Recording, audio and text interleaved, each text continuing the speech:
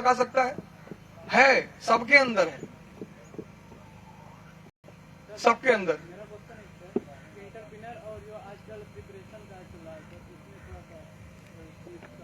क्या एक साथ कई गोल मत बनाया करो, जीवन में एक उद्देश्य बनाओ, उस पर काम करो और सब पे मत सोचो।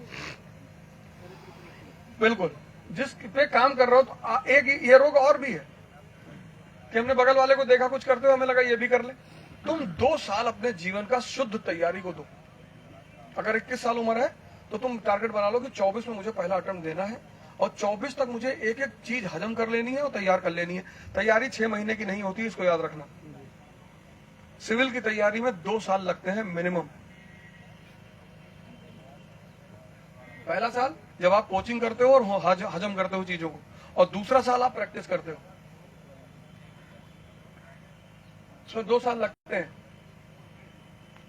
और जो इन 2 सालों से बचना चाहते हैं उनके 10 साल लगते हैं। तो तुम ये योजना बनाओ कि तुम 2 साल तक कायदे से 1 साल पूरी पढ़ाई करोगे, चीजों को हजम करोगे, और 1 साल तुम सिर्फ प्रैक्टिस करोगे, मेंस और प्रीलिम्स, और फिर पहला अटेम्प्ट जाके दोगे। उस अटेम्प्ट में तुम्हारा हो गया बहुत अच्छा, नहीं हुआ तो तत्काल, क्योंकि तुम अब तो सब कुछ समझ चुके हो, अब पढ़ना तो है नहीं, रिवाइज करना है, तो तत्काल एक विकल्प पर तुम काम करना शुरू करो। वकालत शुरू कर दो 24 साल में। 24 साल में वकालत शुरू करोगे तो 10 साल लगेगा 34 साल में वकील होने में। उस बीच में तुम्हारा सिलेक्शन हो जाए, तुम चले जाओ, क्योंकि तैयारी तो हो चुकी ना। तुम यहाँ क्यों बैठे हुए हो 2 साल बाद? यहाँ जितने लोग 5 साल से ज्यादा बैठे हुए हैं वो अपने माता पिता के लिए अपराधी है।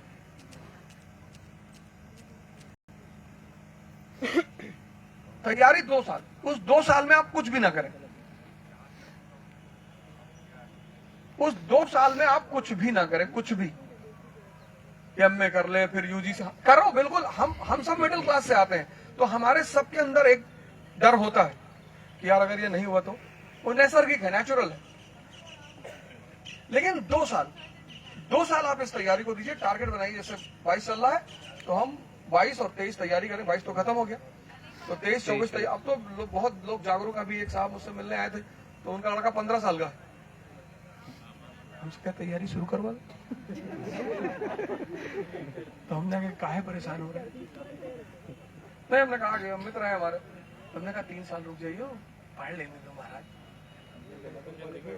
अगर इस तैयारी में क्या ह्यूमैनिटीज है, ह्यूमैनिटीज विश्लेषण का विषय है, फिजिक्स विश्लेषण का विषय नहीं है, केमिस्ट्री विश्लेषण का विषय नहीं है, ह्यूमैनिटीज विश्लेषण का विषय है। तो अपरिपक्व मन जो है वो विश्लेषण नहीं कर पाता, इसीलिए इस परीक्षा को इंटर के बाद नहीं रखा गया, ग्रेजुएशन के बाद। सर, आपके जीवन में सर ओशो जो आप बोल रहे थे, उनकी क्या भूमिका रही है? दर्शन का शौक जो है, और मुझे इलाहाबाद यूनिवर्सिटी से मिला, और दर्शन का नशा ओशो से मिला। मेरे जीवन में जो दर्शन आया वो इलाहाबाद यूनिवर्सिटी की देन, और दर्शन का जो नशा आया वो ओशो की देन है। और ओशो की आदत है चीजों को कनेक्ट करके दिखाने की, कनेक्ट करके। वो बंदा कहता है कि यार तुम्हारा मन है, तुम ही से गुलामी करवा रहा है, तो तुम कैसे राजा बनोगे? गुलाम मन राजा नहीं पैदा करता।